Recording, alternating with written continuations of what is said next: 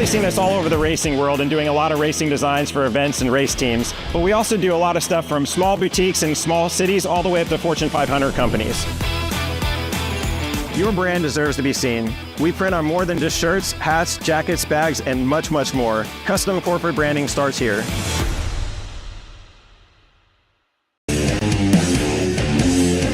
I'm Jeff Gordon, and you're watching Racing America.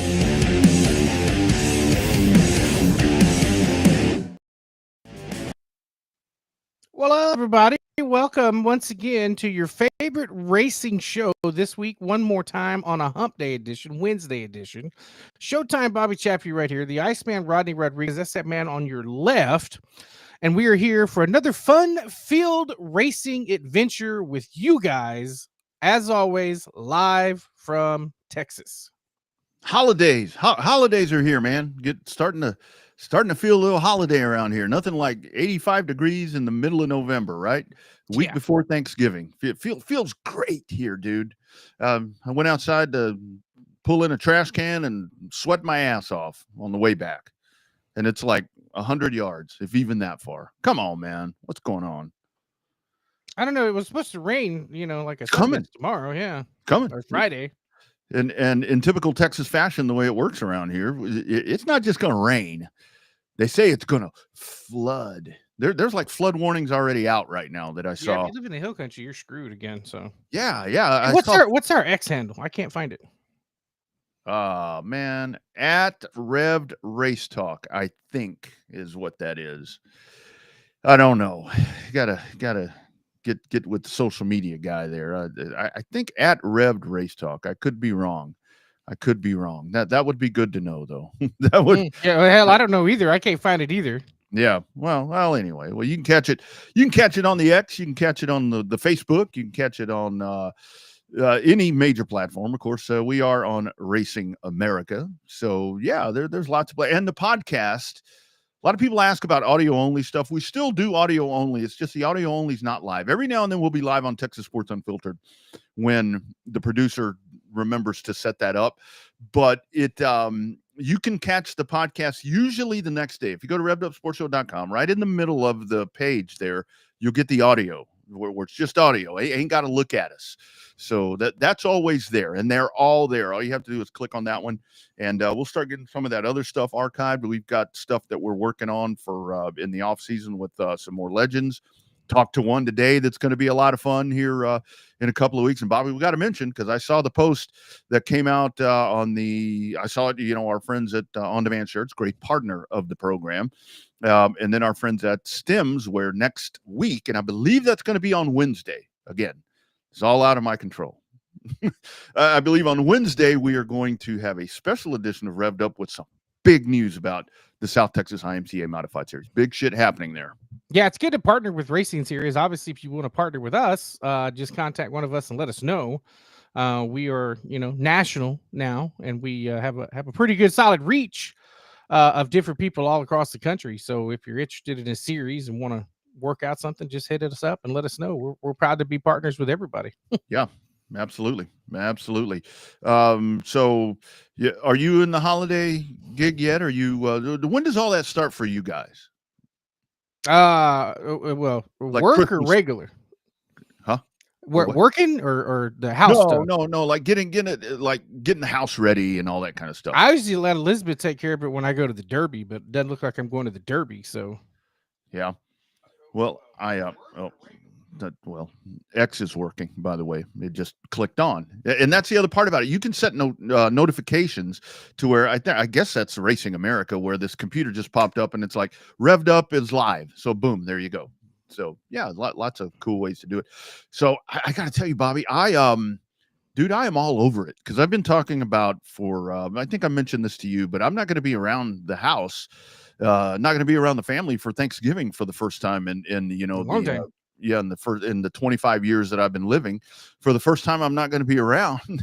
And so I'm like, okay, I'm going to put a good emphasis on the Christmas time, because that's usually the one where it's like I get into that spirit about a week and a half before Christmas starts. So I'm like, I'm going to surprise the wife and I'm going to get the house ready. So I started looking around. we have very tall ceilings and roofs and all this on our house.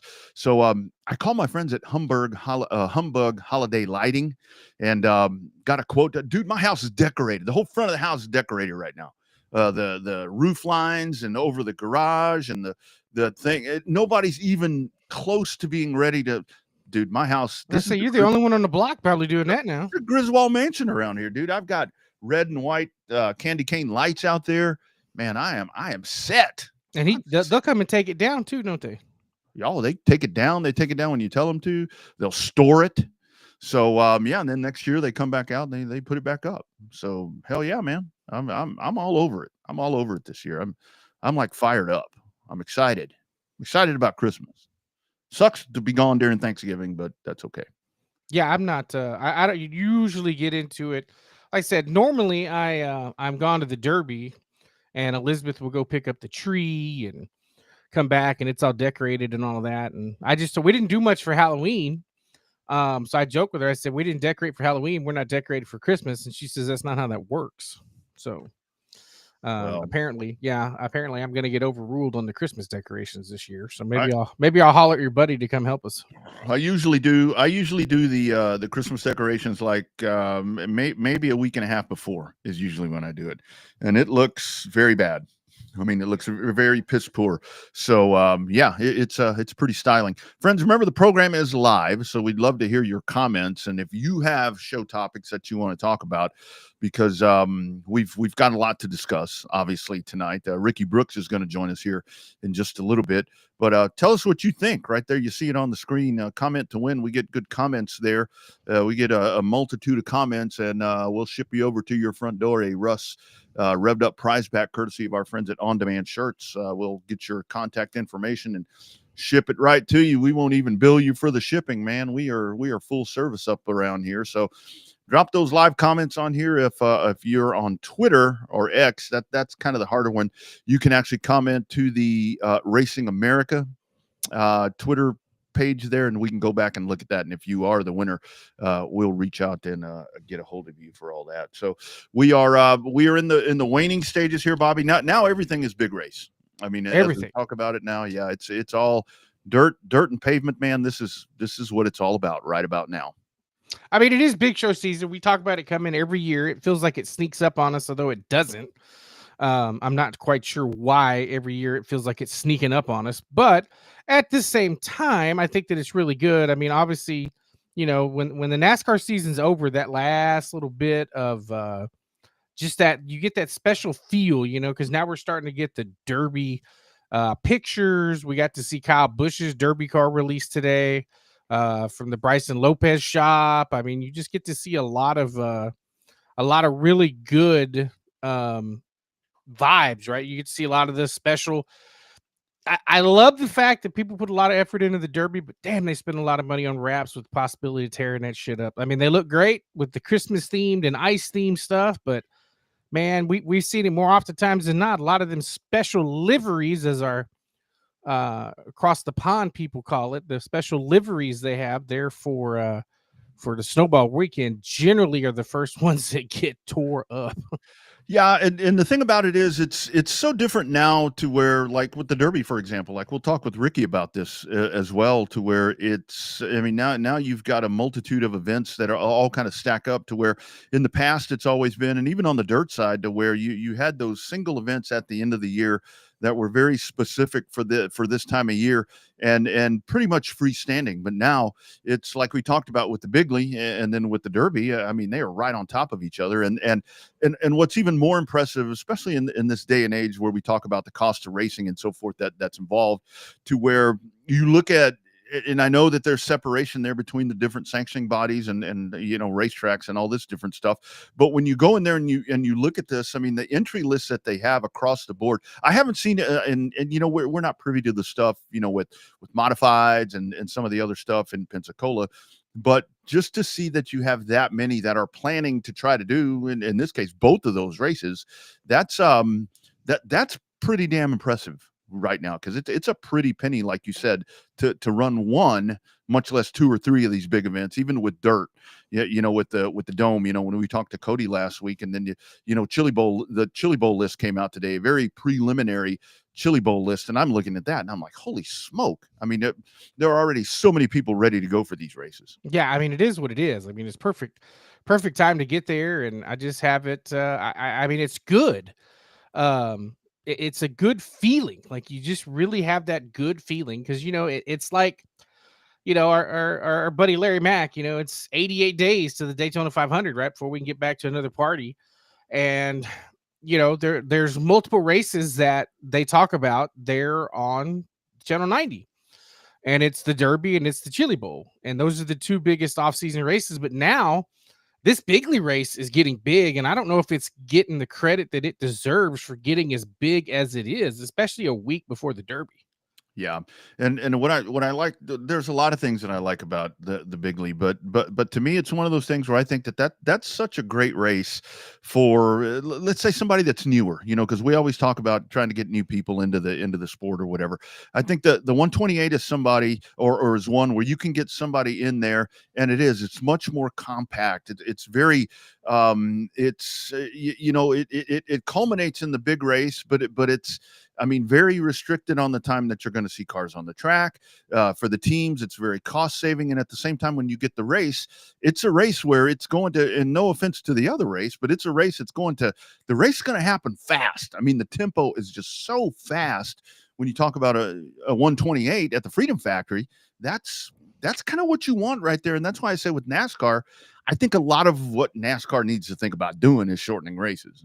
Where at the same time, I don't want them to do that, because I'm a 405-mile kind of guy. I mean, I'll sit around and watch. Sit around for 4 hours. We're one of the old school guys that like to sit around for 4 hours and watch a race. Yeah, it's like you plan around a long race like that. I mean, how many people do you see, like, when they go, whether it be to the All-American or to the Derby or to any of these, to where it's like these things start stretching out and you hear them, the race is too long. You're all jazzed up and ready for it.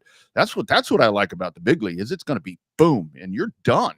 Yeah, I mean, the last couple of years we've gone to the Derby. We've seen the Derby just be all out. That year that Thorne just started smoking everybody's ass, 2 years ago, 2 or 3 years ago now. I mean, it was like record-setting pace. The Derby was done in less than 3 hours that one year. Yeah, absolutely. Hey, take a look there.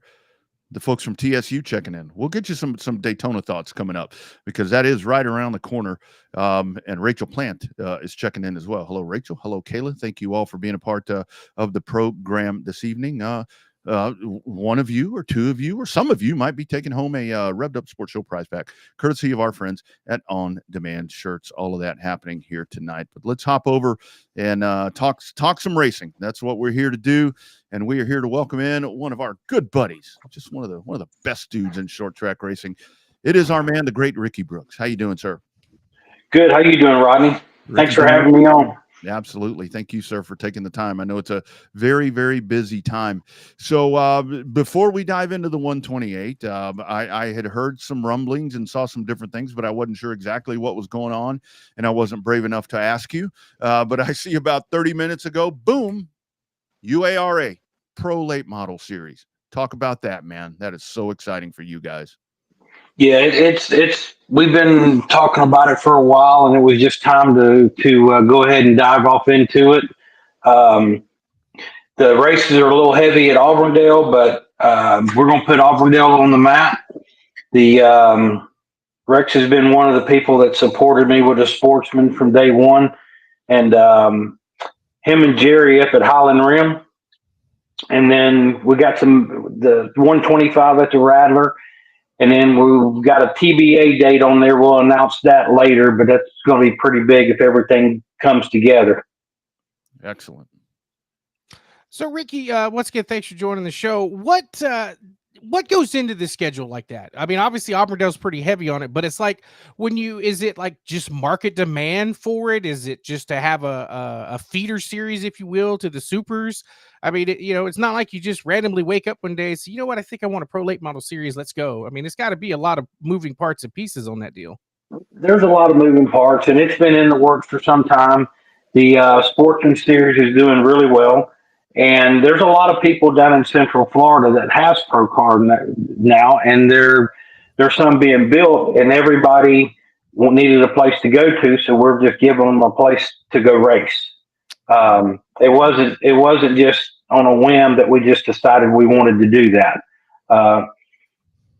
Like I've said in the past, my focus is on a blue collar racer. There's a whole lot more of the blue collar racers than they are the big money teams. It's not saying we don't want the money teams, but we need to focus where our clientele is. Yeah.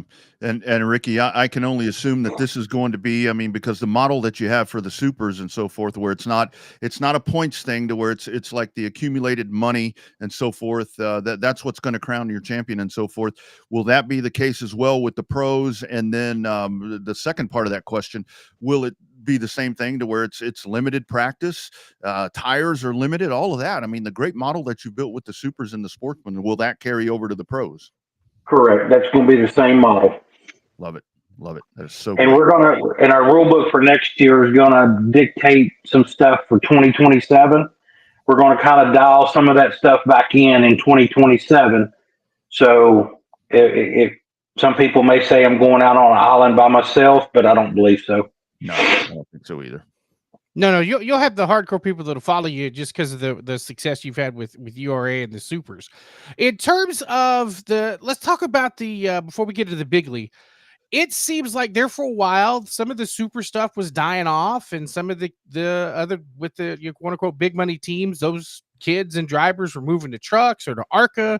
So there's kind of a little bit of lull. Now we got the next batch of young kids in here. And so it seems like the super stuff is kind of stabilized now. And it seems like everywhere you go with one of the big races across the country, you got the same group of guys showing up and racing, and they're putting on some damn good racing all over the country. What's your take on that? Yeah, I mean the super stuff is in a good place right now. Can we do something different to try to help that along? Absolutely. But that's what the pros are for. Just try to reel some of that stuff back in, and then when they go to supers, it's the next level. Yeah. And it really seems like for you guys with the addition of the pros now that you really do have that kind of that tier, right? With the sportsmen, you've done a remarkable job there where you had this outlaw thing that is a little out of control, to be honest with you. You've got the sportsmen where you've got that, and then now you got the pros, and now you got the super. So you really have a tiered level with UARA to where you can kind of gradually make your way up to that point, it seems like. Correct. And like with the sportsmen, at the end of last year, I put out a 3-year rule book. Unless something majorly happened that I need to make an adjustment, the sportsman rules are going to be the same for 3 years. And this was the first year of them. So I've got 2026 and 2027 for those guys. Love it. So, Ricky, one of the things we've noticed, and it's not even on the promotion for the big league, is that you're able to put names on promos and posters and event ads and stuff like that with names of super late model drivers that now resonate with fans. How cool has that been to see over the course of the last couple of years where some drivers are perfectly content being badasses in super late models other than going off and chasing that checkered flag in NASCAR and some of the other places? Because when you put a list out, a pre-registration list, it's like, damn, okay, these are enough guys to want to go. Yeah, the list that we have this year is pretty phenomenal, in my opinion. And it's good that we have people that just want to stay in the super late model world and not move up to the next level. Some people are just content with what they're doing, and they love what they're doing.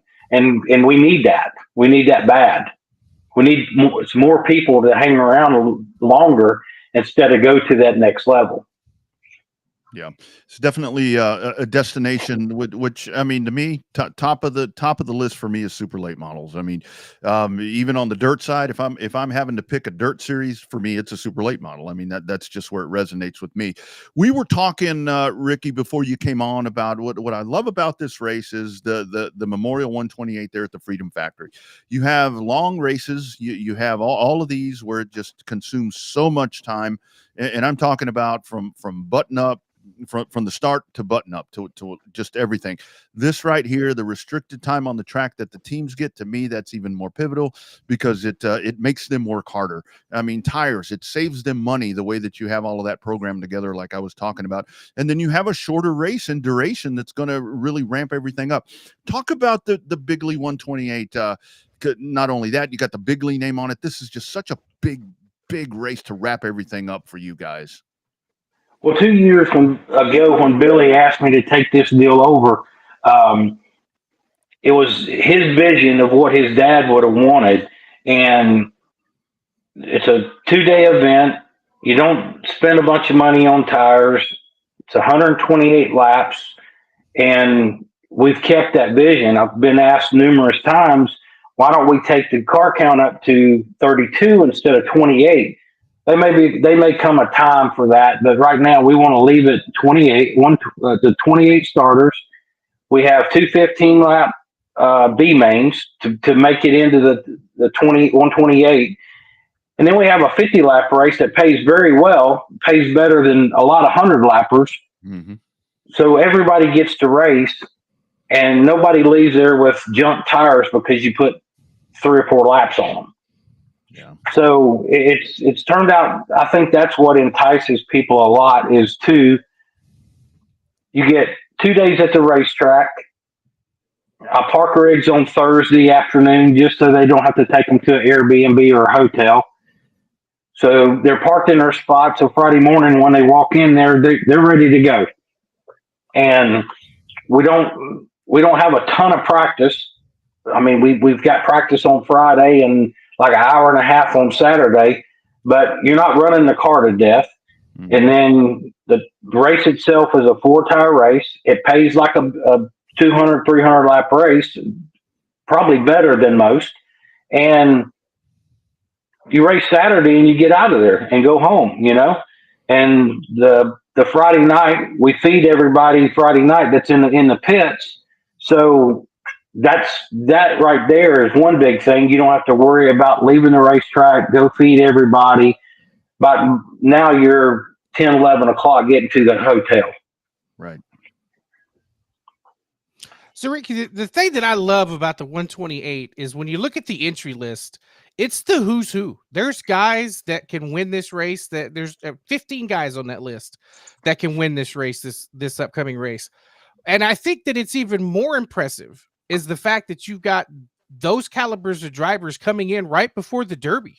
I think it's because of the format that you have being on track with limited time and enough time to go home. If they have issues at the Bigley, they could go get their backup cars or go get the stuff they need for the Derby. But the fact that there's guys from all over the country coming down to run the 128 is just amazing. There's just that who's who of super late models that are there, and you're just like, damn, this is going to be fun.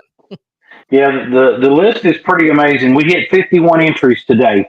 Wow. And as of today, I have not heard of one single car that's not coming.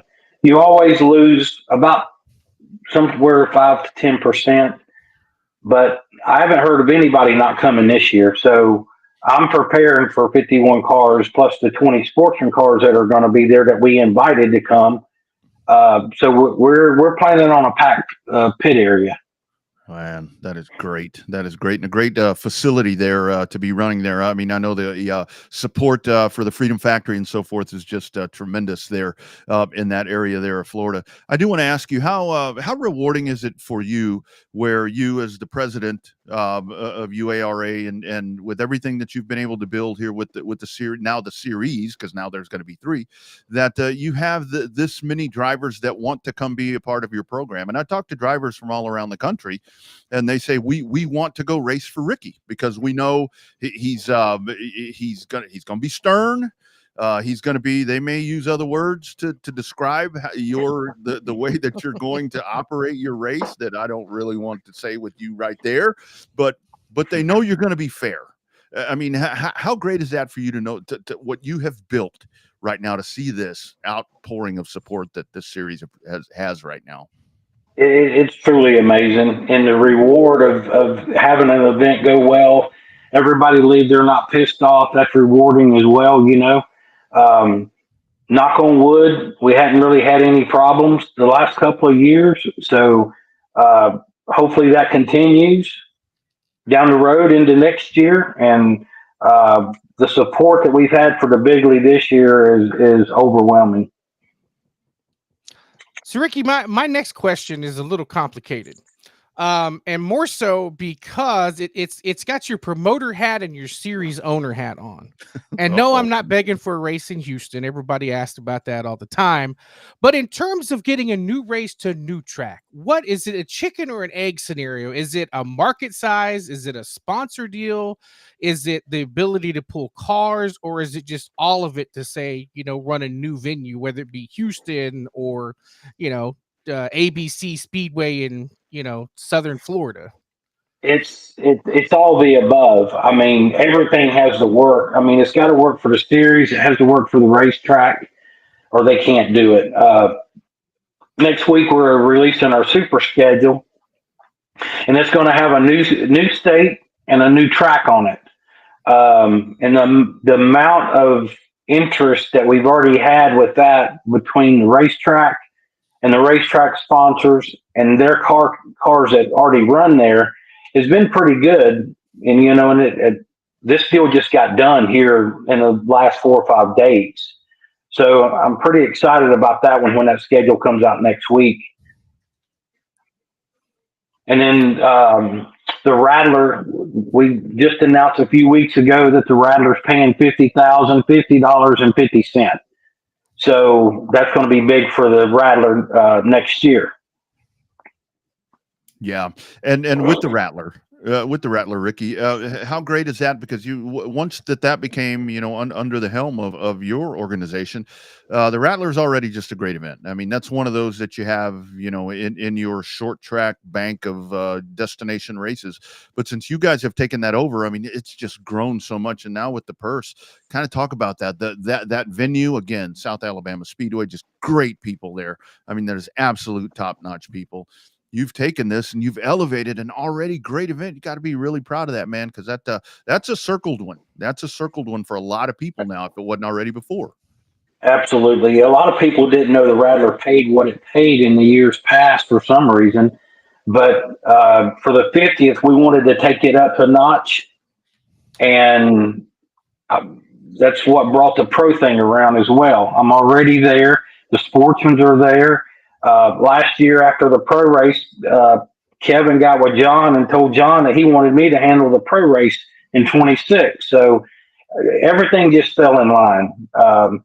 Hopefully this brings the amount of cars that the Rattler deserves in the pro and the super. Hopefully the super for sure, because there's been a lot of people say, well, I really wish I knew about the Rattler. Well, they know about it now because we're going to hammer it out from here to March. That's crazy. So other than the new track that we'll find out in a couple of weeks, what is like a dream track for you in terms of like taking a super late model? Like if you had them all, I mean, you go to great racetracks all over the country. I mean, is there one that you feel like, maybe is it like a 1.5 mile track, a mile track? Is there anywhere that you're envisioning one day, man, I'd love to have a race with the supers there? I really don't look to go to a 1 mile or 1.5 mile track because I think too many factors play into that. I'd rather stay on the short tracks. That's good. That's a great answer. And to be honest with you, I would love to have a race in Houston, but all the boxes have to get checked for that to happen. Those boxes Houston's a great, yeah. Houston's a great facility. It always has been, even when I was going out there helping demand a box, Yeah. There's a lot to that. Folks are always get excited about that, but they just don't understand. They're not in your spot to where you do have to check the boxes off. Ricky, last one for me. So let's and again next week it'll be the Bigley 128. Kind of recap again what you were talking about there. The time on the track, where folks can check the race out if you can't get to the Freedom Factory. And again, if there's any names that you want to drop there across the series that are entered, if there's anybody that may even want that you've heard that may still enter. That's the funny thing about it with the car count that you have now. There may still be more at this point. I'm hearing of 2 more entries, but I don't want to say it unless they actually enter the race. Um, buy your tickets because we hope to sell the grandstands out. That's the goal. We're doing everything we can. Craig Cazone's helping me a lot with the marketing. You've seen a lot of marketing, a lot of press for this event, and he does a lot. And it should pay off in the long run because I'm gonna say it's probably 10 times more than it's ever been done for this event. And the Freedom Factory, they do a good job. They've been putting stuff out for them. They had a big race last weekend with the mullets, and we handed out over 4,000 flyers to all those people that come through the gate. I've got a banner up at the racetrack advertising for the race. Just a lot of stuff. Yes, sir. They're going to be in for a shock after watching minivans versus super late models. That's going to be a shock right there for some of the guys at the Freedom Factory. Some of that stuff we need to incorporate into short track racing as well. We're supposed to have one of the Allison Legacy cars there making laps to see how that car reacts to that Speedway, because I'd like to put them on the schedule next year for a couple of races. I talked to Eddie over at Mobile, and we're supposed to have one there to come and make laps and some downtime. Nice. I like Well, Ricky, best of luck on this 128. I know that you've got the support of a lot of people behind you in the racing community, and it's going to be it's a can't miss race, whether you're in there in person or you're going to watch on the stream. But man, we wish you the best of luck as always. Thank you so much for coming on and sharing a little bit of your time with us, especially during race week, because we know that your time is very, very precious, and we appreciate every time you come on the show. I appreciate you guys. Just keep pushing the Bigly. It's in its 10th year. I think it's going to grow to where it may have to become a bigger, a longer show, but we're going to do our best to keep it at a 2-day show. Absolutely. Great work as always, Ricky. Anytime, holler if we can help you. Happy to do that, and good luck. Hope to see you soon in person. Yep. Thank you, Rodney. You bet. Take care. Bye. You bet. There he goes, Ricky Brooks. What a job that he has done right there. And when you think of the whole Bigly event in and of itself is like, I mean, remember the Freedom Factory was closed at one point. You know, it wasn't the Freedom Factory, but when you want to talk about an event blossoming into something really big, and then I mean a track kind of coming out of desperation. I mean, have you seen the grandstand shots from last week? Absolutely, man. I mean, that place was jammed. Absolutely. There's a Carson Hocevar has a YouTube video that I watched the other day talking about where him and Cletus were in one of those Crown Vics. I guess technically they called it a Caprice because he can't drive anything other than a Chevy. But man, oh man, I mean, I know that it's not the same deal as minivans racing and Crown Vics racing around an infield as it is a super late model. But you know what? You had, like Ricky said, they passed out 4,000 flyers. Yeah. And I mean, that's a hell of a way to get people to come back to what's going to be a fantastic show on the 28th and 29th. It really is. I mean, it's absolute genius on the marketing thing right there, to where you have that kind of event prior that's going to bring out people that probably would not be at the Bigly. You know what I mean? I mean, it's folks that want to come out to see a show, that want to see something a little bit different. So that's really smart how they did that right there. And I think it's kind of twofold. And again, we support all the events. I mean, we talked to Ricky, we talked to Tim, we talked to the folks from, Cordeal. I mean, we support all of the short track racing. And on the dirt side, I know that there's, discontent and whatever, but we kind of stay out of that and just want to support all these folks. I think what Pensacola's doing this weekend with the Crown Vic thing, and the Derby preview or whatever that's called, I think that's great as well, because the Crown Vics, that's going to bring people in that may not. I mean, I don't know how in Pensacola you don't know about the Derby, but I mean, those kind of events are what really help set the plate for your big show. And here's that list again. I mean, when you take a look at this, and like you mentioned there to Ricky Brooks, man, look at these names. I mean, these are names just from across. It's so big to me that now, like with Ricky's races, that you are pulling from outside of Florida. Where for a long time it was predominantly Florida, which that makes sense because that's where a lot of the races are. But I mean, look at this. I mean, Casey Johnson. I mean, come on. This is a huge event, as you said, days before the Snowball Derby. Yeah, I mean, you got what a Ty time to be an Majeski, asphalt John and fan. Sauter, Carson Yeah. Hocevar, Yeah. Travis Yeah. Cope's coming. I mean, there's Yeah. some Nasty. Why he with the Majeski. kosher. Yeah, You know. Majeski. I mean, it's like, dude, this is and that's the other thing about it to where there are benefits of this race, and that's where, like, when Ricky's talking about there, to where, I mean, at some point it may be just with the way, but I know Ricky well enough to know that right there, what he said at the end of that conversation, he's going to resist changing laps into this race and changing time on the track and all that, because that's what makes UARA so successful to me, where it's so different from all of the other series, and to where it is. I mean, it's compact, and it's a hell of a lot more affordable when it comes to, I've said it for a long time, a lot of these big short track races, I mean, the most excited person's a tire man. That's Because right. he's gonna make a killing. He's gonna bring bags of cash in weekends like that. No, I mean that's what they do. Practice, practice, practice, practice, practice. No need for it. Yeah. There's so much engineering and shit now involved in super late model racing. There's not as much sim as you think there be, but I mean, there's still no need for that much practice. I mean, that's where the super money teams end up out spending the bit to me, and it's an unpopular take. The bigger shows, and I'm not picking on the Derby, I'm not picking on Berlin for the Money in the Bank race. Mhm. The big shows are about, I'm going to outspend you to outrace you. Yeah. A show like the Bigley, it's so damn short. You just got to get right on the setup, and you can smoke their ass Yeah. without breaking the bank.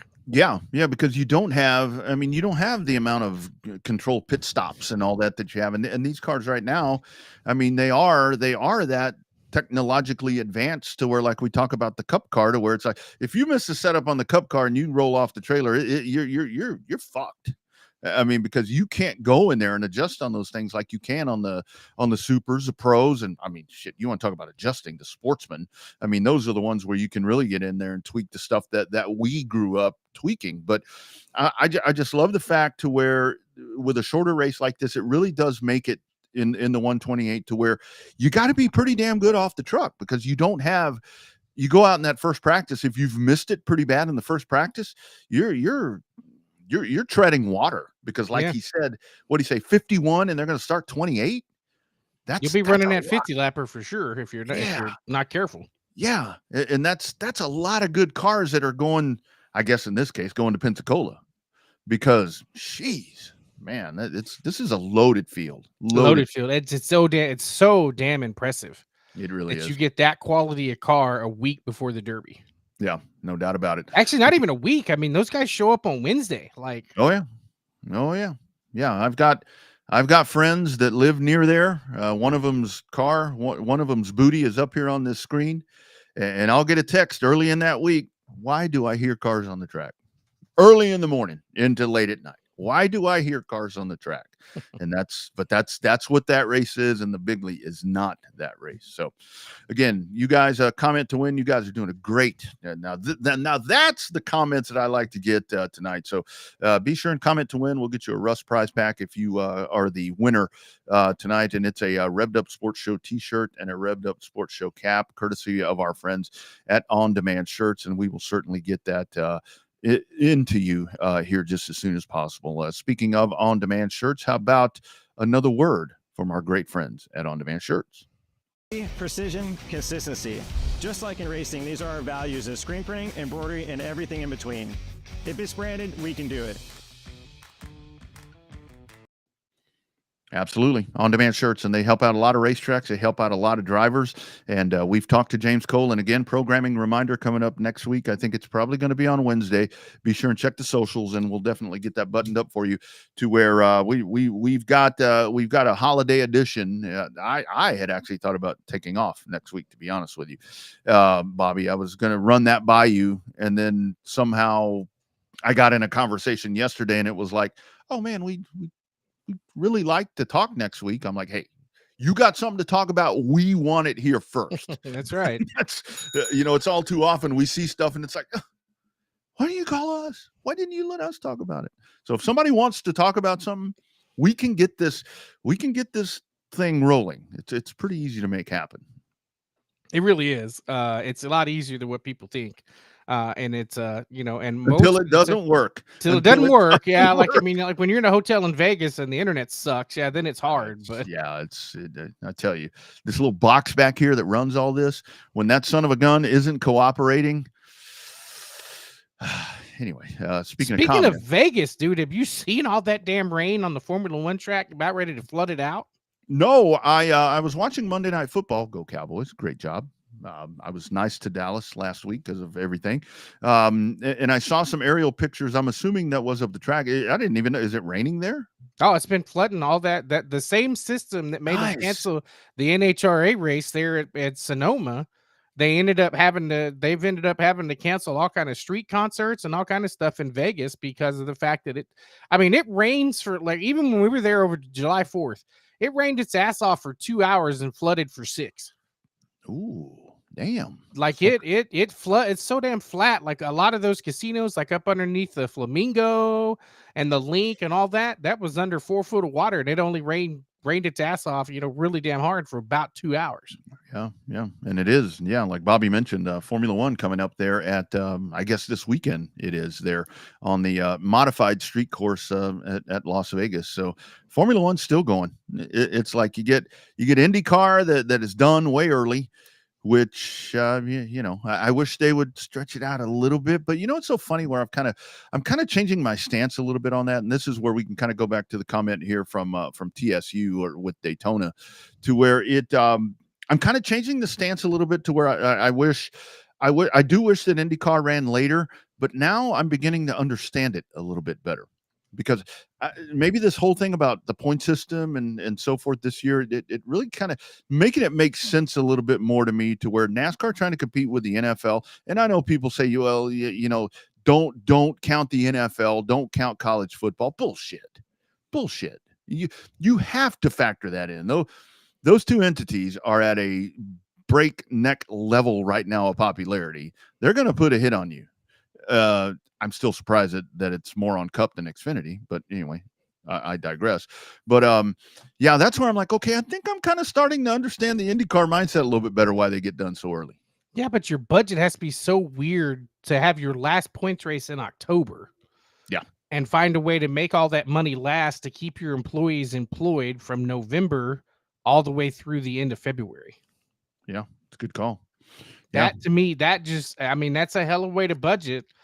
But and your budgets to IndyCar, hell, they ain't nothing compared to the NASCAR budgets, and they race 38 weeks a year, 38 out of 40 weeks. Yeah, I know, and we're still awaiting kind of all of that. I mean, like with the thing with the Daytona predictions and so forth.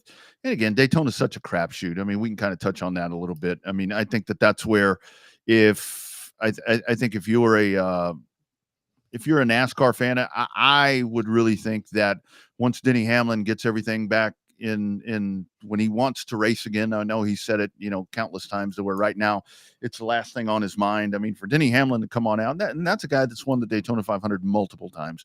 So for him to kind of come back and win that race, I would put Denny Hamlin at the front of my list of people that would be a favorite in that kind of race. But that's where you go back to the Michael McDowells and the John Hunter Nemecheks and these guys that you may not see every week at the top of the board, and you can qualify 38th in that race, and hell, you're in first place by lap 10.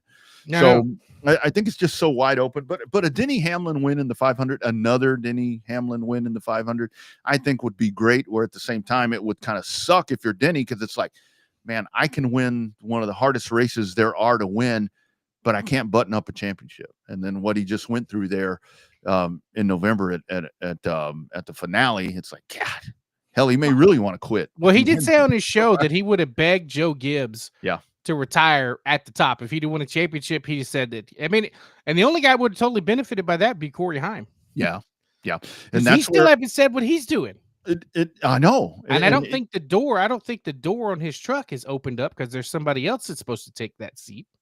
Yeah. So it's like, yeah, what do you do with that guy? And I guess kind of the counterpoint to that is, you really don't have, with Ford or Chevrolet, you really don't have a glaring spot where you can have the Jeff Gordon, Bill Davis, Rick Hendrick thing, to where somebody can swoop in there and get your, next great star, because everything is filled up. It's a very finite amount of seats. And we're right here on the cusp of this December 1st thing with the court date thing with 2311 in front row. And I think that's going to be really interesting to see what happens there. I mean, I think a lot of folks are playing this thing off, but it really does come down to me, because I truly think maybe more for front row, where if this doesn't work out in their favor, I mean, seriously, so how many cars would that be? That'd be 2, 4, 6. That'd be 6 cars. 6 cars that you could lose right there. 6 seats. 6 charters for sure. Junior's going to get 1. Yeah. Yeah. And when you think of Dodge that, Dodge will get 4. Actually, Dodge will get 3. Yeah. That leaves 2. Yeah. And when you think about 2311, I mean, no disrespect to Bob Jenkins' group, but dude, that's 2 really good cars. I mean, and that's, say what you want to say. That's a prominent owner. People still take for granted that Michael Jordan owns a NASCAR team, or is a majority owner in a NASCAR team. People still take that for granted. The most notable sports figure on the planet plays in NASCAR. Yeah. It's like more people go to the Denny thing, to where it's like, oh, this is Denny. This is Denny doing all this. Jordan's the one that wants part of it to be more like an NBA package. This is Jordan. I mean, this is so much 80% Michael Jordan. I mean, Michael Jordan changed the landscape of sports with the things that he did. And that's what he sees, this blueprint that's going on right now, to where, I mean, I mean, the teams are getting probably the short end of the stick. But it all goes down to NASCAR's in total control. It is their thing. And yeah, it is a monarchy. I mean, that's a big word to use, but that's what it's always been. They control everything. NASCAR took ISC private for a reason. Right. They took a publicly traded company, got the money to buy out all the shares and make it private. Same thing that SMI did. Marcus and them took it private. Yep. That's why, because now they don't have when they took it private, what did they do? Combine the tracks that the France owned, combine the tracks that NASCAR owned, and put them all together. Yeah. And that's why when you talk about going to different venues and all these different things, and how about that nugget from Ricky, by the way? Now I'm curious. Yeah. I'm curious. Probably not going to be at Houston, but yeah, I think he kind of made that one pretty clear, didn't he? But you know him. You never know. You know him. So maybe. So I'm a Texas Longhorn fan, dude. Look, 14-10. We were almost there. I'm like, there's still hope. There's still hope. But the thing is, when folks talk about new cup venues and they're like throwing them out, and lots of them that get thrown out, again, the infrastructure is not there. We can get into roads. We can get into all that. We can get into all that stuff that's very obvious that anybody can see, even a blind person. But it's like, no, they're not going there. That's not a part of the club. And it's a club that is like NFL owners, like NBA owners, like NHL owners. It's a club of millionaires that control everything, and it's not going to change. And those millionaires, they've earned that right? I mean, say what to me, you want. the only place that they could do a race that's not a street course and not a road course is Pikes Peak. Yeah. Because it's not too terribly far outside of Denver, and it's the right size track. It's not a mile and a half. It's not a mile. It's kind of similar to Nashville, and it's still got. But and they've learned from Iowa that you can have a really good crowd with 30 to 40,000 people. Does it make money? But can you imagine a cup race in Denver on the West Coast? That's a market that needs to be tapped. That one right there. I see they tried the Portland deal with Xfinity, and it wasn't cost effective to go run the road course race in Portland. Yeah. I see the New York thing thrown around a lot, but man, yes, it'd be great. I mean, the exposure, all of that. But I mean, I have to think if you're a fan or somebody that's going to go to that place, my wife loves New York. I don't want to go there. I mean, I'd love to go there if it was like my mobility was I didn't have to worry about that. But it's like people there don't drive. I mean, it's like the streets and all of that. Subway, and some subways are better than others. Yeah, and it's like people want New York, but let's say that they did go into the New York market, and this thing is in an outlying area. It's gonna be the same shit that you got in Chicago right now, to where it's like where you've got Chicagoland Speedway. Oh, that's not Chicago. Well, they tried Chicago. And, Well, and that Nashville didn't work. Super Speedway is not in Nashville. Yeah, exactly. So I am very much of the opinion that I think the Denver metropolitan area there proper, whatever you want to call it, I think that would be great. I think that would be a great Pike Peak is destination. it's not in Denver, but it's not too terribly far away. Yeah. I'm still excited for San Diego. I really want to try to go to that race. I think that, and again, I like that with the whole emphasis. Should have been on July 4th on the military base, but yeah. Well, and it's like when folks, and this is where I do applaud NASCAR. I mean, I applaud NASCAR for a lot of things, and I poo-poo on them a lot for a lot of things too, but that's what we do. This is our job. I do like when they talk about we need the West Coast presence, the visual. I like that they went to San Diego. That's still the West Coast, right? It's not LA, but it's still a major metropolitan area. Yeah, it's like folks will say, a spotload of people that live in San Diego. Yeah, exactly. It's like, I don't want to be in LA. Okay, well, California's big. You know, Texas. When folks come to Texas and they're like, we're going to Fort Worth. We're going to the race in Fort Worth. That ain't in fucking Fort Worth.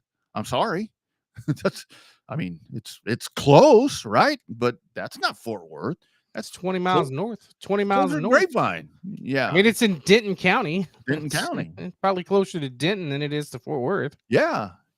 So and that's part of that. But I like that market. But we'll see what happens with the lawsuit. And I think what I'm really surprised about is, and we can kind of finish off the NASCAR stuff here to answer the question about Daytona. It's a crapshoot, but this point thing needs to get released. I think. I don't think it's going to come out to after the new year. You think? Yeah. Well, I don't think it's coming out now. Dale Jr. will probably spoil it on the download, but I don't think it's going to. I don't think it's going to come out to after the new year. Well, and I think the thing about it, I think the other part about it that could be maybe a little bit of the delay there is you kind of want to let this court thing kind of shake itself out a little bit. Let it. If it gets released early, it's because the court thing's going bad. Yeah. It's gonna come out the Friday afternoon after Thanksgiving. Where you dump that thing out on a Friday press dump. But no, it'd be the Monday because you definitely want that. But yeah, we'll see what happens with that.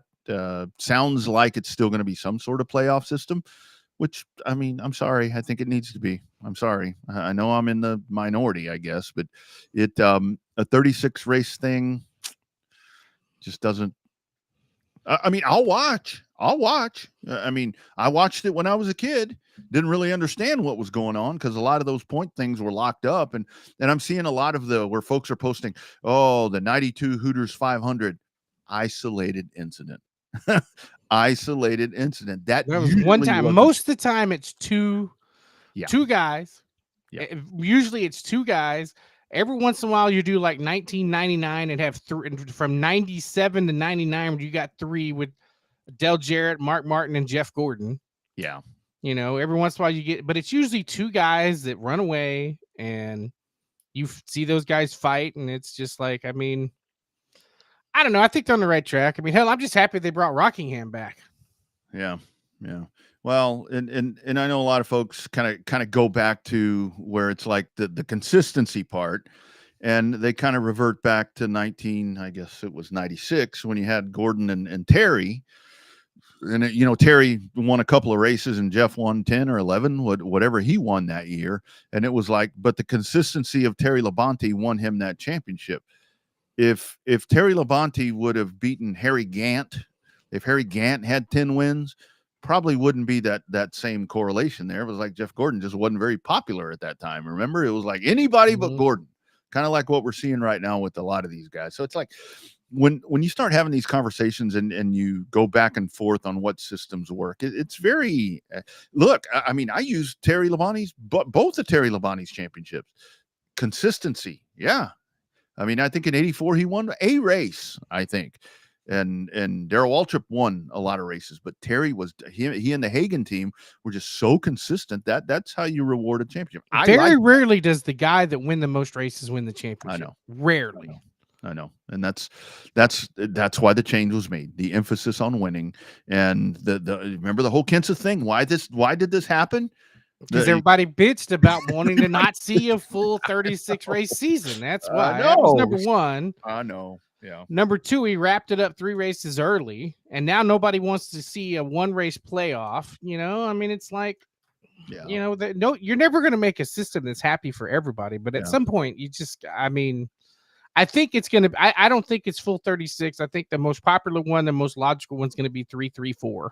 Yeah. The stages, the playoff racing is not going anywhere. Stages aren't going anywhere. Now, stage points, playoff points, stuff like that. Who knows? But the stages are not going away. TV loves the stages. Yeah.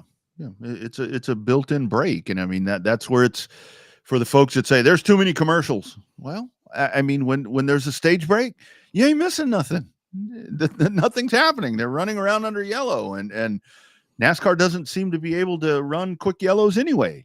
So you're really not going to miss anything, because when they come back, the question would always be, if there's a stage break, why count cautions? Yeah. Now that I totally get. That I totally get. Stop the lap counter. I totally get that. That's good. The overtime thing. I mean, race to the flag and all that. I mean, I just still, for the life of me, I just cannot figure out why it took 2025 for this to just the shit hit the fan. God. Dude, it's been this way for a while, right? Been this way for 10 years. Been this way for a little bit. No, at 11, because it started in 14. Yeah. The knockout system, anyway, started in 14. Yeah. Yep. 21 years for a chase / playoff. Yeah. Yeah. Hey, man, that's anyway, we'll see what happens. I'm sure it'll come out sooner than later, or later than sooner. Back over to super late models right quick. You had the Governor's Cup at Nice. Man, that you watching races at NSS, man, it's so cool to watch them zipping around that big old monster. That's a beautiful racetrack to watch cars go around, isn't it? God damn. Underrated. I just love it. Cole Butcher wins there over Stephen Davis and Gavin Bochelle in the super late models, pro late models. Jason Vale. Very nice race there run by Mr. Vale. And actually reached out to him. I think we're probably going to get him later on as we get into the thing. He was or into the off season, he was kind of tied up as well this week. A lot of holiday stuff going on for these folks. But Jason Vale just kind of sitting back, was a little bit further back than you would typically see Jason Vale there, but Jade Averdizian taking off there, but she just burned her shit up. And the veteran was waiting, right? Sure did. She took off, looked good for a long time, and then just dropped like a rock in a fish tank when the tires went bye-bye. Yep, absolutely. Cody Stickler wins the Modifieds of Mayhem, and I am very much looking forward to the Modifieds of Mayhem schedule that I think will be coming out very, very soon. Need to connect with our man Stan Narrison and see what that might be about. Maybe that'll be the one. That it's like the college football playoff. Maybe that'll be the one that we make. We're like UNT over here. Maybe that'll be the one where we get in. We as in Houston. No, they love Tulane. That's bullshit. Yeah, it's like, got a text from my kid last night. I mean, even Chloe's like, "Why are we left out, Dad?" I'm like, "Left out of what?" And she's like, "The college football thing." She hates football. What's she doing following that? You care? Yeah, she said, "My friends are blowing me up. They want me to ask you." I'm like, "Well, I don't sit in that room. I don't know. I think you should be in." I mean, Tulane only has 2 losses, one to Ole Miss, number 6, and then one to us with an ass whooping on a Thursday night. Yeah. I don't know. They'd be higher if they didn't have that one loss to us, but yeah. Rocket Raceway Park with the big event going on out there. You had in the factory stocks, our man Mr. Whitehead. So I'm assuming they figured out, because I saw that there was I think it was on the header. I think it was the headers versus the manifolds and all that kind of coming out last minute. Looked like a pretty good car count. So I guess that was all resolved. Yeah, I guess so. It looked like the controversy followed some things, but not particularly that, I guess. It's like, shit, come on, man. I'm telling you, dude, on the weekend, it's like I get up, whether I'm home or whether I'm on the road, get myself a cup of coffee, and I'm like, I'm going to go see what's going on. And I even posted on Sunday. I was like sitting pissed off now. Who's pissed off today? Who's mad in the racing world? I guess we can actually do that during the week right now as well. Our man Boone, Mr. Boone Evans, takes a win as well. Another great friend of the show, and Jeb Sessoms in the coolest car of them all, the Taco Casa sprint car, going to victory lane as well at Rocket. Great year for Rocket, man. Yeah, a lot of turnaround at Rocket. They've had some pretty good shows. Weather affected them pretty much just like it did almost every other track in the summer. So, yep, good to see him finish strong. I think that's a good positive momentum builder for 2026. Absolutely. So over the weekend as well, you had the racing. You didn't see Bubba Pollard at New Smyrna, and that's because he had a little thing going on over there at his place, over there at in Georgia at his track. So you had this. So we'll go to the video right here. Here's Bobby Pierce making some moves right there. Brandon Overton as they go into the corner. And you know, they do what they do, and they're slipping and sliding around right there. Of course, this is courtesy of our friends at Flow Sports. Doesn't turn out as well there for Overton as he gets turned sideways and gets hit by damn near everybody in the pack. And as that is wrapping up,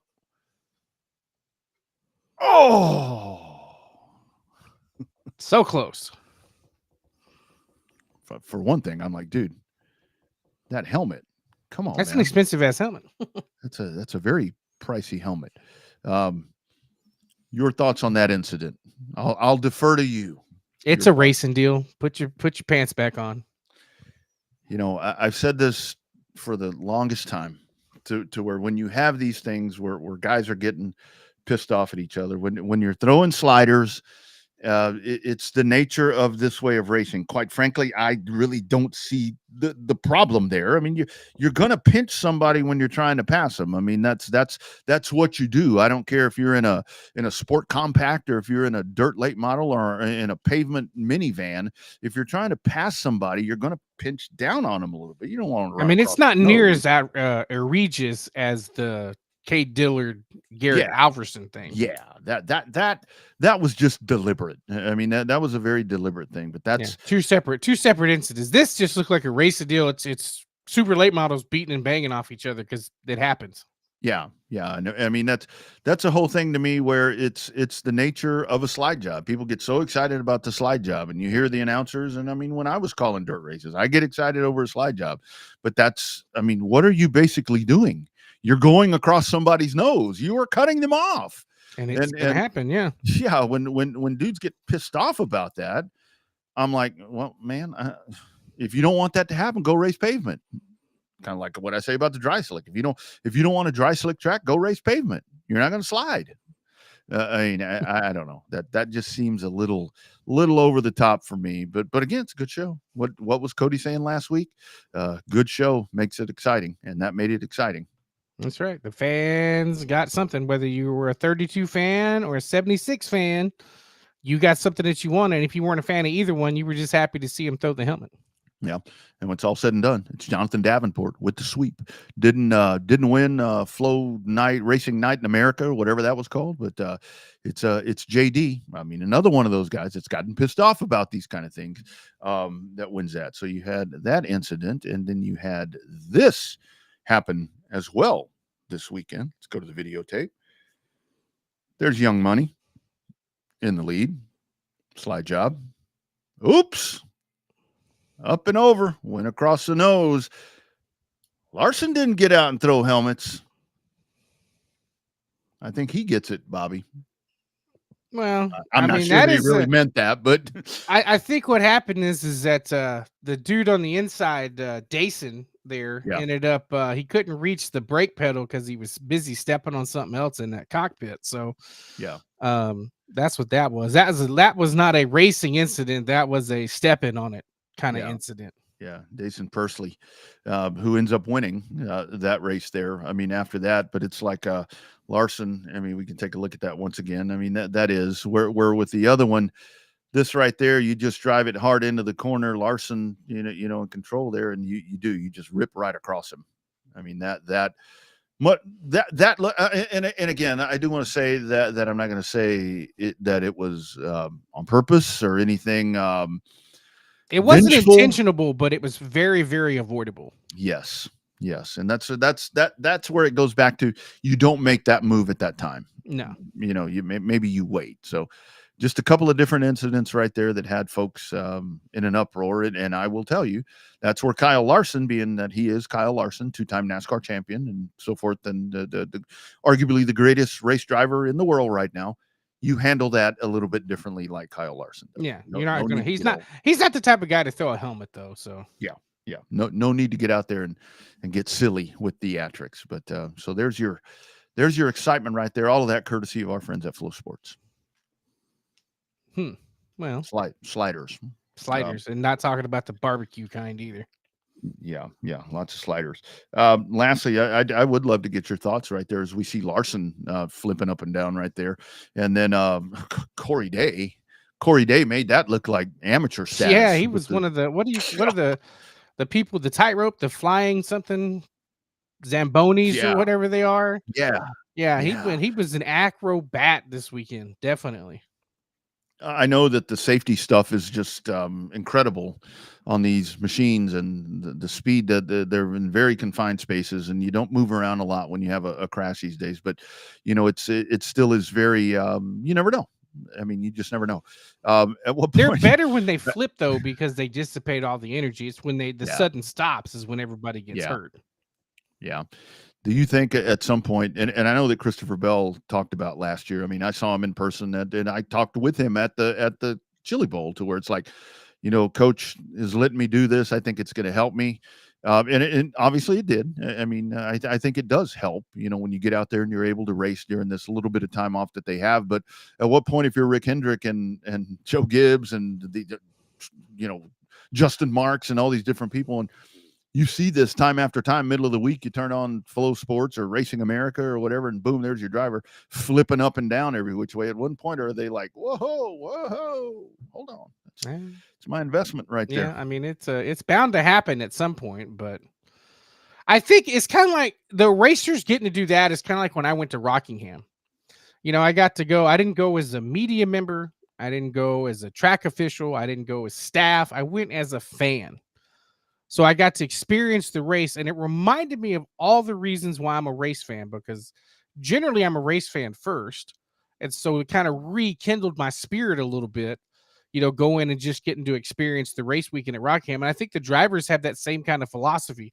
It's so crazy to be a Cup driver, so stressful, so much time commitment, so much commitment in general, from meetings and engineering studies and all the sponsor relations, all that stuff. That sometimes just going out on a midweek race and just racing to race, I think that's good mindset. That's good for the mind, good for the soul for some of those guys. Yeah, that very much is the case, and that's a great point right there, because you do see those guys, like when you see them at Chili Bowl and you see them in different spots, where they are very laid back. I mean, even if you go by their merchandise hauler, where you'll see them just casually hanging out. And the funny thing about it is, you see a lot of these guys are hanging out, and there's people there, and they may not know that that's Christopher Bell or that's Larson's a little different, where he just kind of. And not to discredit. Well, and you got to find the right time too. Yeah. That's the biggest thing. If the guy's getting ready to qualify, you can't go up and ask for his autograph and try to carry on a conversation. When he's done and you catch him at the hall, if he's not trying to take a whiz, that's when you maybe can catch him for a few minutes. And, you know, you don't want to Justin Allgaier the guy. Hey, come on now. That's when I was very hungry. Young, well, I wasn't young, media member. If you guys don't know what Bobby's talking about right there, TMS, many years ago, one of the first times that I went up there is in media capacity, which I had no idea how to act as a media person. I still don't. That's why you see me drinking beer at the track when I'm there working as media. I go rolling up to the TMS pisser in the infield, and Justin Allgaier's in the stall next to me, and I'm like, "Hey, dude, you got time for an interview?" And he like looks over at me as we're both taking a leak. He's like, maybe a little later, maybe a little bit later on, we can make something happen. But that's the way I roll. Big news in this week. Going to do the return of the 40 for Junior Motorsports there for the Daytona 500 with Stapleton and that Traveler whiskey brand, and a new Chevy Camaro at that. And you notice that what I like about it, it says that's not a Camaro. That's not a Camaro. But it says new look Chevrolet Camaro ZL1, and they don't call it a Camaro. People are all in an uproar about, oh my God, it drives me crazy to where it's like, well, the Camaro's discontinued. Come on. Chevy's going to race. NASCAR's going to let them race whatever they wanted. If they were going to race the Vet, NASCAR would have found a way to make the Vet template work. They could call this thing a fucking Nova. I don't care what it is. I mean, it looks like the other two cars, just with a different nose and a different tail. I mean, because the Toyota, the one that doesn't look like it belongs is the Toyota Supra. You put an Xfinity Supra next to a street Supra, and you're like, what the hell is that? Yeah. I sent you a picture of one this past weekend. That one that I saw at Radwood over there, dude. That I sent that to my wife, and she's like, "You need to get you a Supra." I'm like, "Whoa!" What? Yeah, the Xfinity Supra doesn't look anything like a real street Supra. At least the Mustang, Camaro, and Camry somewhat resemble a street car. Yeah, and that resembles a Camaro. Yeah. I mean, it really does. I mean, the sad part is that's not your average everyday Camaro. A ZL1 Camaro sold for $65,000 base price. I know. A Dark Horse Mustang's $95,000. You know. Yeah, and that's where we get into arguments about, well, they don't look like real cars like back in the day. Well, they don't make Thunderbirds no more. There's no Monte Carlos. I ain't seen a Grand Prix in years, Bobby. Hell, I ain't seen a Pontiac in years. Not since 2007. A Cutlass. Man, I haven't. Lake Speed's car, that 83, that wins car. I see that one posted all the time. This is a real race car. Man, I haven't seen one of those on the highway in like 30 years. These are the cars we have now. Tell you, the closest stock car are the supercars down in Australia. Yeah. Even Austin Cindric said this drives better than his Cup car. Yeah. And that's to me, that's where, like with these car shows that I've been doing for work, where I go and I'll post pictures every now and then, to where it's like I feel like I'm in the pits back in the 80s, because these were the cars that we had with Monte Carlos and Camaros. I think I posted a Ford from Don Fowler, or I think it was Don Fowler, Steve Banovac, or what, all these old cars. I'm like, yeah, but that was, and I have to walk myself back. I'm like, yeah, Rodney, that was 1981. When that was like the car to have, and that's where it's not a real car. Yes, that's what we have now. Look around on the highway. This is what you're driving these days. I still ain't seen a two-door Camry. Well, I mean, at least a purpose-built two-door Camry. Yeah. But that Supra, whew, damn. Yeah, that Supra looked good. I sat down in that son of a gun. I went and talked to the folks from Toyota. I'm like, can I just sit in that? I want to grip the wheel. So I jumped down in that thing, 2-seater. I jumped down in there. I damn near couldn't get out. My fat ass was in there, and I'm like, knees are all. Yeah. That's a sweet looking vehicle, man. It's like getting in a vet when there was new, C9 vets. It's like that. They cool to get in. They bitch to get out of. Dude, I hit that midlife crisis when I got in that thing. I'm like, damn. You're only $60,000. They're like, start it up. I'm like, I don't need to do that. Don't need to do that. I'm fine with just smelling it and looking at it and caressing it gently. That's all I need to do. I don't need the full effect. Yeah. Fun show. Ricky Brooks dropping the nuggets about what's coming up with their super late model schedule for 2026. Of course, it is the Bigley 128. A 2026 Toyota GR Supra, sale price $70,862. That's it. Yeah. Oh shit! Anybody want to sponsor me one of those? ODS, Accelerated Media Services, Simpson, Humbug Holiday Lighting. Anybody want to sponsor me one of those? I'd be glad to drive it around with your logo on it on the highway. I don't want to race it. I want to drive. Allison Legacy. Did you catch that when he was talking about the Legacies? Can you imagine if the Legacies, and again, get a UARA sanction? Hell yeah. Pure speculation. But yeah, could you imagine that? Dude, that there's your Texas influence right there. Good job, Texas. You take the highs and lows. Hell, it won't be long. Ricky's gonna be running Legends.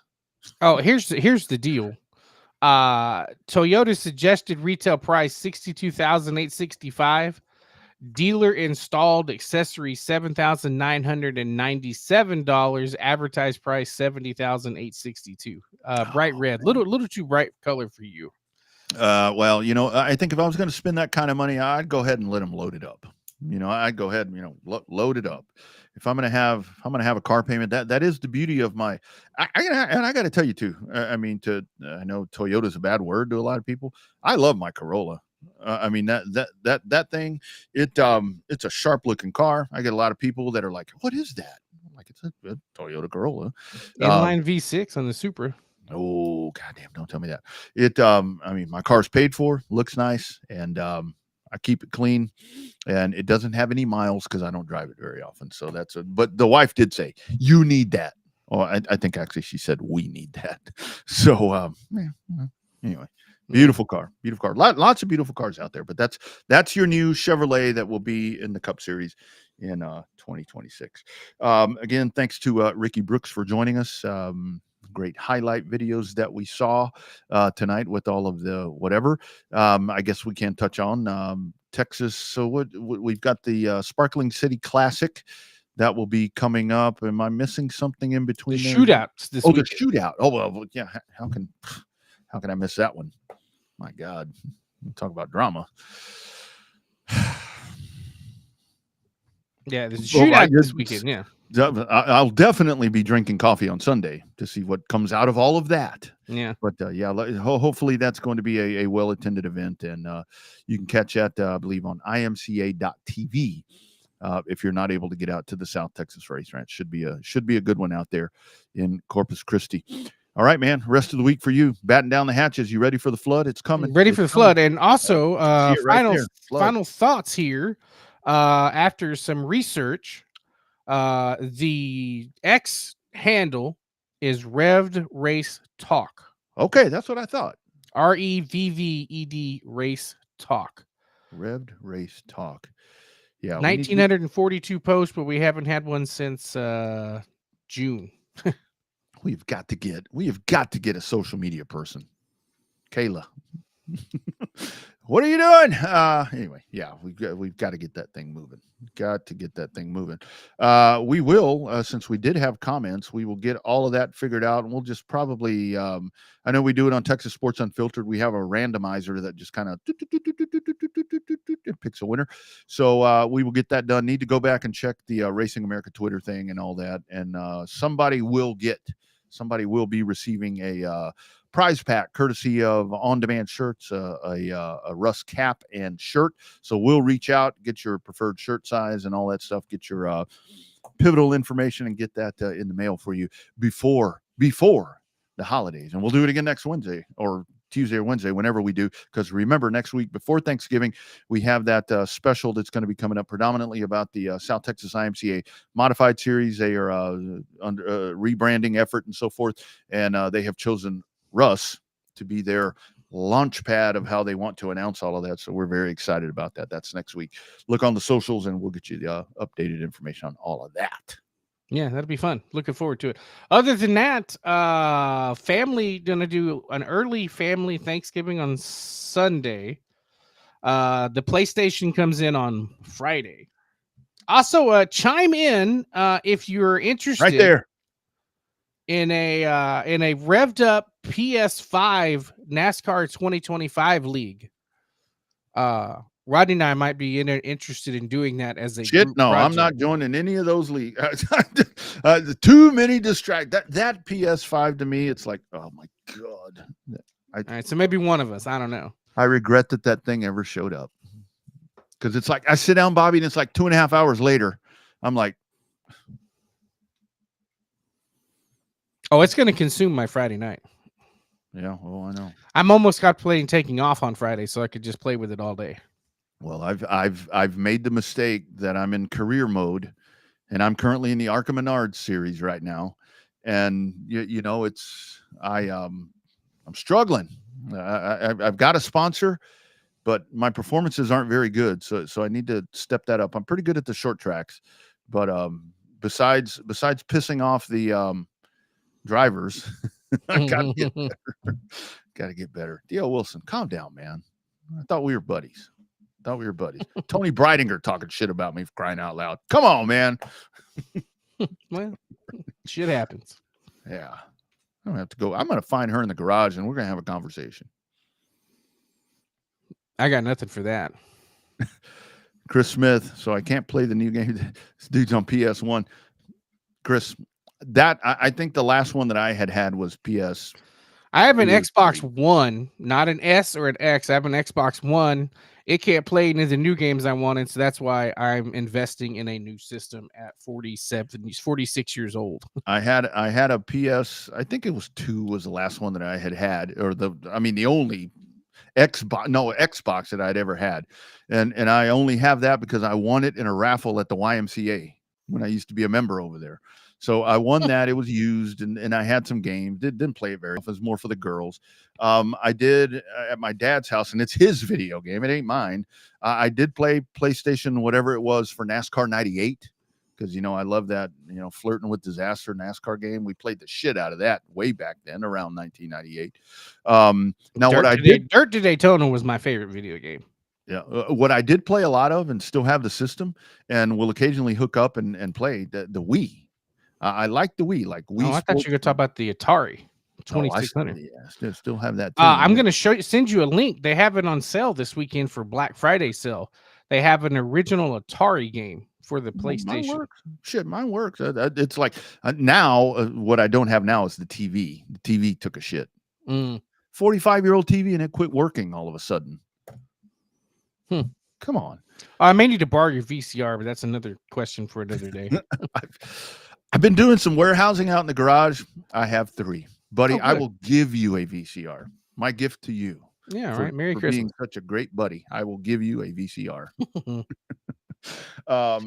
I still play the Wii Resort. You got golf on there. You got bowling and all these different. I do play that. But yeah, this PS5, it shows up here and it's like, oh my God.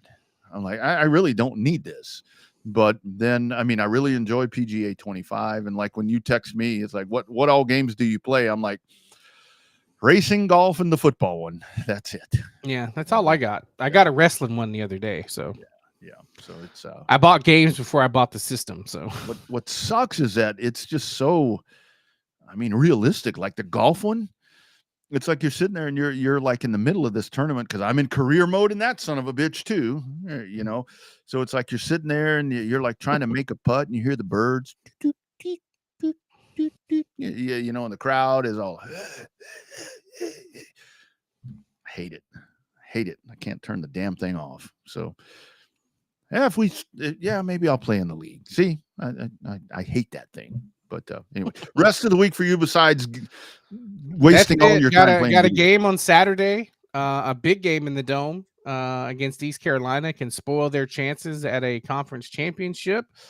And then, like I said, Thanksgiving with half the family on Sunday, and then working Monday, Tuesday, Wednesday, and then off for a couple of days for Thanksgiving. Yeah, I think we're going to do something for Thanksgiving. Maybe hit where you and I and Dad went. I think we're maybe going to hit the Chisholm Trail and fill our faces possibly on Sunday. Maybe a little post game for Texas Arkansas. Arkansas just needs to knock Texas out. Let's just be done with it. No, I don't hope that happens. But anyway, Texas Sports Unfiltered, catch the post-game show as soon as that's over.